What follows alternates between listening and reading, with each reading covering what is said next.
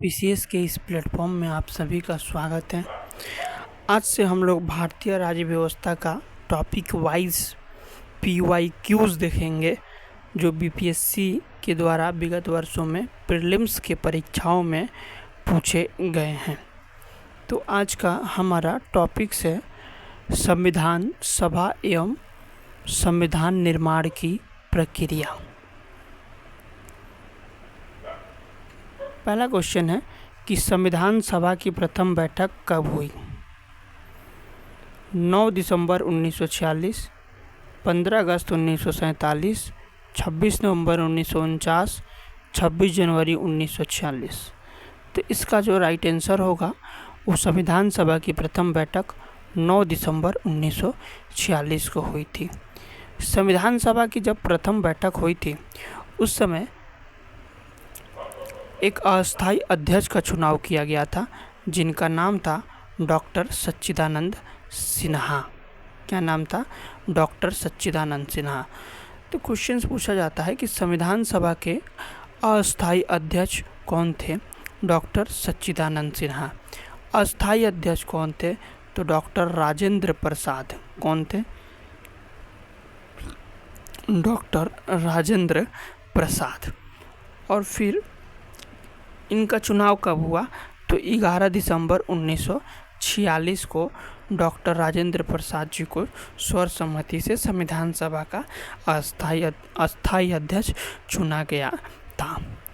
दूसरा क्वेश्चन है कि डॉक्टर राजेंद्र प्रसाद को संविधान सभा का सभापति कब चुना गया? तो हम लोगों ने ऊपर देखा कि डॉक्टर राजेंद्र प्रसाद जी को 11 दिसंबर 1946 को संविधान सभा के रूप में अस्थायी अध्यक्ष के रूप में चुना गया। अस्थायी अध्यक्ष है तो अस्थायी अध्यक्ष के किसको? तो डॉक्टर सच्चिदानंद सिन्हा जी को चुना गया। कब? पहली बैठक होती है 9 दिसंबर 1946 को। तब बार बार बोलने का मकसद है कि ये चीज़ें जहन में बैठ जाए और याद रहे आपको। तीसरा क्वेश्चन है भारतीय संविधान को बनाने में कितना समय लगा? तो भारतीय संविधान को बनाने में इन सारे ऑप्शंस में देखिएगा तो सबसे राइट आंसर जो हो जाएगा 2 वर्ष 11 माह 18 दिन। 2 वर्ष 11 माह 18 दिन, लगभग 3 वर्ष के आसपास का समय लगा था। 2 वर्ष 11 महीने 18 दिन, यानी कि 3 वर्ष में कुल 12 दिन ही शेष रह गए थे। ठीक है, व्याख्या में देखिए क्या दिया गया है कि 2 वर्ष 11 महीने 18 दिन, पहली बैठक 9 दिसंबर 1946 को हुई थी और संविधान को अंगीकृत किया गया था 26 नवंबर 1949 को। ठीक है। 4, भारतीय संविधान को संविधान सभा द्वारा अंगीकृत कब किया गया? तो इसका आंसर हमने ऊपर पढ़ लिया है। तो क्या पढ़ा हम लोगों ने कि 26 नवंबर 1949 को भारतीय संविधान सभा द्वारा भारतीय संविधान को अंगीकृत किया गया। ठीक, इस व्याख्या में क्या बताया गया है कुछ देखते हैं। देखिए व्याख्या में क्या बताया गया है, इसमें जो बताया गया है उसके बारे में मैं बात करता हूँ। बताया गया कि 26 नवंबर 1949 को भारत के लोगों ने संविधान को अंगीकृत किया, अधिनियमित किया और आत्मसमर्पित किया। संविधान जब हम लोग अपना रहे थे, यानी कि जब पारित हुआ, उस स्थिति को 26 नवंबर 1949 को ही माना जाता है।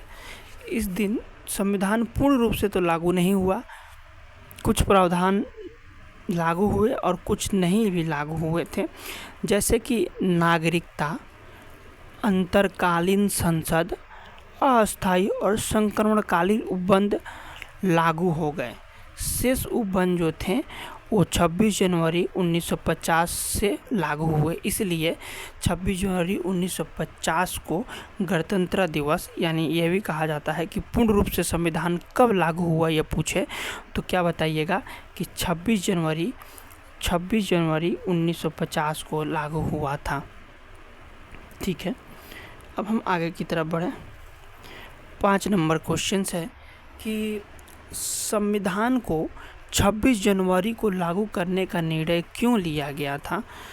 तो इन सारे ऑप्शंस को आप खंगालिएगा तो पाइएगा कि 26 जनवरी को संविधान लागू करने के पीछे क्या कारण हो सकता है। तो ये पहला तो आप ऐसे ही काट दीजिएगा कि एक शुभ दिन था। नहीं जी, शुभ दिन ऐसा कोई बात नहीं।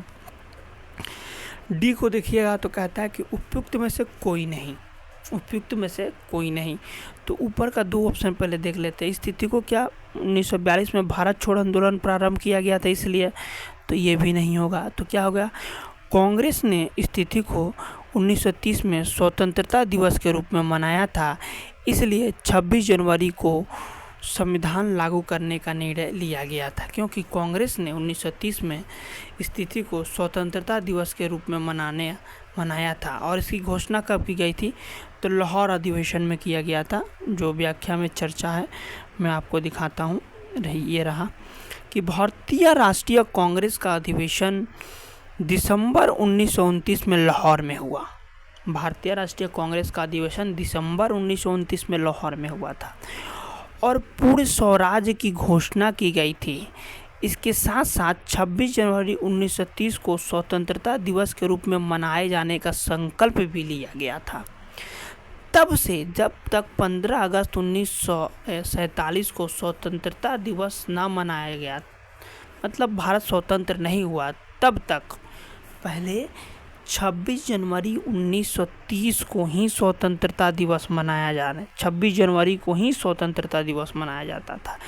जब भारत स्वतंत्र हो गया तब 15 अगस्त को स्वतंत्रता दिवस मनाया जाने लगा। फिर बात उठी कि अब 26 जनवरी का क्या होगा। उस समय तो लाहौर में अधिवेशन हुआ था 1929 में और पूरे स्वराज की घोषणा की गई थी और कहा गया था कि हर साल अब 26 जनवरी को स्वतंत्रता दिवस मनाया जाएगा।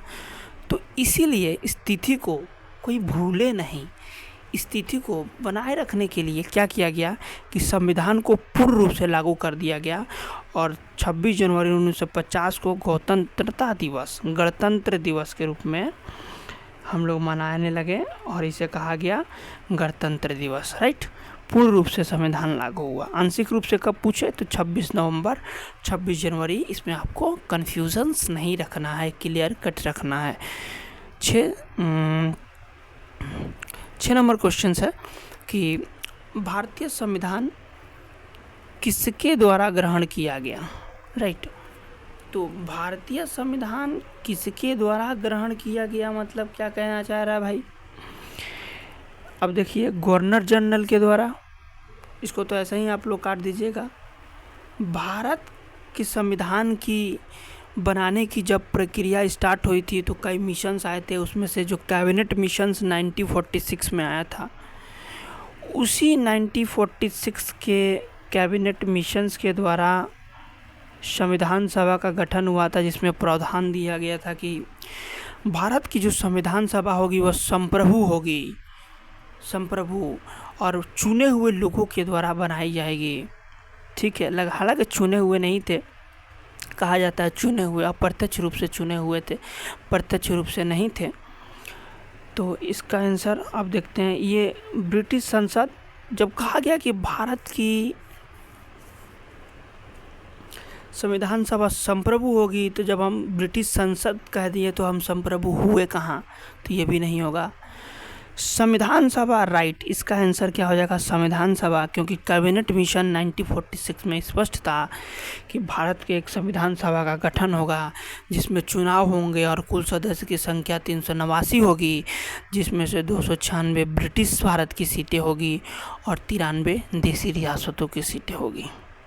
राइट, भारत संसद तो ऐसे ही नहीं होता, क्यों, क्योंकि भारत संसद का अस्तित्व ही नहीं था। तब जब आम चुनाव 1952 में हुए थे तब ना भारत संसद आया, तब तक ये संविधान सभा ही संसद के रूप में कार्य की थी। अब तो ये ई वाला ऑप्शन जो है ना, जैसे कि अब आ रहा है, तो इसको अब पता ही है, बीपीएससी ने नोटिफिकेशन डाला है कि अगर किसी भी ऑप्शन को आप चुनते नहीं हैं, सेलेक्ट नहीं करते हैं, नहीं रंगते हैं, तो आप ई वाले ऑप्शन को रंगना पड़ेगा। मतलब जितने भी 120 क्वेश्चन है तो 120 क्वेश्चन को आपको रंगना ही पड़ेगा। पहले छोड़ के आ जा सकते थे ना, अब ऐसा नहीं है। नहीं करना है तो ई वाला ऑप्शन को रंग के आइए। गोला गोला खेलना है, टेंशन नहीं लेना, टाइम थोड़ा ले लेगा। आगे आते हैं। कह रहा है कि संविधान सभा द्वारा जो चर्चा हम लोग ऊपर में, इसमें विशेष नहीं है तो इसके ऊपर चर्चा नहीं करेंगे, जो हम लोग चर्चा कर चुके हैं वही चीज़ है। 7 नंबर क्वेश्चन पर आते हैं सीधे कि भारतीय संविधान दिवस कब मनाया जाता है। तो ऊपर हम लोग बताएं कि संविधान दिवस 26 नवंबर को मनाया जाता है। क्यों? क्योंकि 26 नवंबर 1949 को ही 26 नवंबर 1949 को ही संविधान द्वारा इसे अंगीकृत कर लिया, संविधान सभा द्वारा अपना लिया गया था, अंगीकृत कर लिया गया था, अधिनियमित किया गया था, आत्मसमर्पित किया गया था। चूँकि हम आत्मसमर्पित इसलिए कि स्वयं भारत के लोगों ने भी इसे अपने आप को समर्पित किया था 26 जनवरी 1949 को। इसमें सारी चीज़ वही लिखी गई है जो हम लोग ऊपर चर्चा कर चुके हैं। अब आते हैं संविधान से संबंधित कुछ और टॉपिक से संबंधित, जैसे कि संविधान सभा की प्रमुख समितियाँ।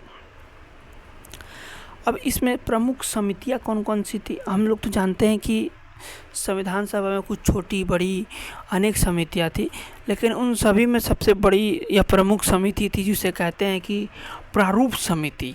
कौन सी समिति? प्रारूप समिति, ड्राफ्टिंग कमेटी। इसके अलावा कौन कौन सी समिति थी? हमको पता है कि संघ शक्ति समिति थी जिसके अध्यक्ष जवाहरलाल नेहरू थे, संघीय संविधान समिति थी जिसके अध्यक्ष जवाहरलाल नेहरू थे, प्रांतीय संविधान समिति थी जिसके अध्यक्ष सरदार भाई थे, प्रारूप समिति थी जिसके अध्यक्ष BR अम्बेडकर साहब थे, राइट। मौलिक अधिकारों से संबंधित समितियाँ थी, इसके अध्यक्ष कौन थे? सरदार पटेल साहब थे। इसी तरह अनेक समितियाँ थी, लेकिन सब में से इम्पोर्टेंट जो समिति थी वो समिति का नाम है प्रारूप समिति, राइट, और झंडा समिति। तो चलिए थ्योरी क्लास जब लेंगे तो इन सब के बारे में हम चर्चा करेंगे। अभी हम लोग PYQ के ऊपर ध्यान देते हैं। तो इसमें पहला क्वेश्चन है कि 29 अगस्त 1947 को संविधान की लेखन समिति, कौन सी समिति भाई? एक बार ध्यान दीजिएगा, लेखन समिति। लेखन मतलब संविधान लेखन करने की जो समिति थी, संविधान को बनाने की, संविधान को ड्राफ्ट करने की जो समिति थी, जिसे कहा ना मैंने कि सबसे इम्पोर्टेंट समिति थी, उसी का नाम है लेखन समिति। तो लेखन समिति जिसके अध्यक्ष कौन थे? DR अम्बेडकर साहब। अन्य 6 सदस्य थे। ये इसमें इंफॉर्मेशन भी दे रहा है, इनमें से इस समिति के सदस्य कौन नहीं थे। तो पहले ऑप्शंस को जान लेते हैं, इस समिति के सदस्य कौन नहीं थे। तो कह रहा है कि N गोपालास्वामी अयंगार, जवाहरलाल नेहरू, कन्हैयालाल मणिलाल मुंशी, अलादी कृष्णा स्वामी अय्यर। ये जो दिख रहा है ना, N गोपालास्वामी अयंगार, कन्हैयालाल मणिलाल मुंशी, अलादी कृष्णा स्वामी अय्यर, ये तीनों सदस्य थे, जबकि जवाहरलाल नेहरू साहब समिति के सदस्य नहीं थे। ये सदस्य थे संघीय संविधान समिति के, ये सदस्य थे संघ शक्ति समिति के, राइट।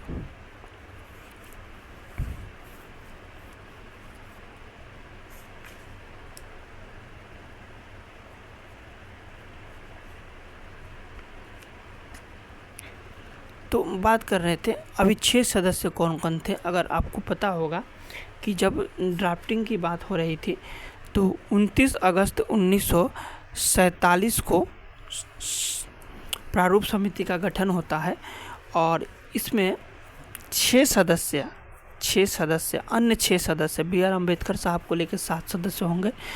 तो अन्य 6 सदस्य कौन कौन थे? तो N गोपालास्वामी अयंगार, दूसरा अलादी कृष्णा स्वामी अय्यर, डॉक्टर KM मुंशी। याद रखिएगा, जो डॉक्टर KM मुंशी साहब जो थे, मुंशी साहब वो एकमात्र कांग्रेसी सदस्य थे। इस समिति में एकमात्र कांग्रेसी सदस्य थे। कौन सदस्य थे? कांग्रेसी सदस्य थे। उसके अलावा सैयद मोहम्मद सादुल्ला, ठीक है, N माधव एन माधव राव। अब इस सदस्य में एक और क्वेश्चन पूछता है कि एन माधव राव जो थे वो BL मित्र की जगह लिए थे। BL मित्र जी इस समिति के सदस्य थे, लेकिन स्वास्थ्य कारणों से क्या दिए थे, इस्तीफा दे दिए थे। ठीक है। TT कृष्णमचारी। TT कृष्णमचारी भी बाद में आए, क्यों? इसके पहले कौन थे? DP खेतान की मृत्यु हो गई थी, तो TT कृष्णमचारी आए थे। ठीक है, ये सारे बातें स्पष्ट है। आगे बढ़ते हैं। वही सारी चीज़ें इसमें बताई गई है जो मैंने अभी बताया कि 29 अगस्त 1947 को प्रारूप समिति की अध्यक्षता में डॉक्टर BR अम्बेडकर की अध्यक्षता में गठित होता है प्रारूप समिति या लेखन समिति, जिसे कहते हैं ड्राफ्टिंग कमेटी। 6 अन्य सदस्य थे, जिसमें गोपाला स्वामी अयंगर, कन्हैया लाल मणिकलाल मुंशी, अलादी कृष्णा स्वामी अय्यर, सैयद मोहम्मद सदुल्ला, BL मित्र एवं DP खेतान। जैसे मैंने बताया था कि BL मित्र के स्थान पर एन माधव राव आए थे। क्यों भाई एन माधव राव? क्योंकि BL मित्र स्वास्थ्य कारणों से इस्तीफा दे दिए थे। DP खेतान जो थे, उनकी मृत्यु के बाद TT कृष्णमचारी, कौन? TT कृष्णमचारी जी आए थे, तो याद रखना। ये नेहरू जी इसके सदस्य नहीं थे। मैंने बताया कि नेहरू जी इसके सदस्य नहीं थे। नेहरू जी जो सदस्य थे संघ शक्ति समिति, संघीय संविधान समिति के सदस्य थे नेहरू जी। राइट। नेक्स्ट, दूसरा है कि निम्नलिखित में से कौन संविधान सभा की व्यापार समिति के व्यवस्थापना से संबंधित थे? व्यवस्थापना से संबंधित क्या थे? अध्यक्ष थे। राइट। तो इसका आंसर जो हो जाएगा कन्हैया लाल मणिकलाल मुंशी। क्या हो जाएगा? कन्हैया लाल मणिकलाल मुंशी संविधान सभा के व्यापार समिति के व्यवस्थापना से संबंधित पहले अध्यक्ष थे। व्याख्या क्या दिया गया देखते हैं कि संविधान सभा की व्यवस्था क्रम समिति ऑर्डर ऑफ बिजनेस कमेटी के पहले अध्यक्ष थे कन्हैया लाल मणिकलाल मुंशी। उन्हें कांग्रेस पार्टी के टिकट पर मुंबई से संविधान सभा के लिए चुना गया था, दिए गए प्रश्न में। ठीक है, तो ये हमारा एक तरह से पहला जो टॉपिक था संविधान सभा और इसके निर्माण से संबंधित प्रक्रिया, उससे संबंधित क्वेश्चंस को देख लिए हैं। आगे में हम लोग संविधान के सूत्र से संबंधित क्या क्या क्वेश्चंस पूछे गए उसको देखेंगे। धन्यवाद। अगर आप पहली बार हमारे प्लेटफॉर्म पर आए हैं तो आप हमसे जुड़िए। ये प्लेटफॉर्म आपके लिए बेहतरीन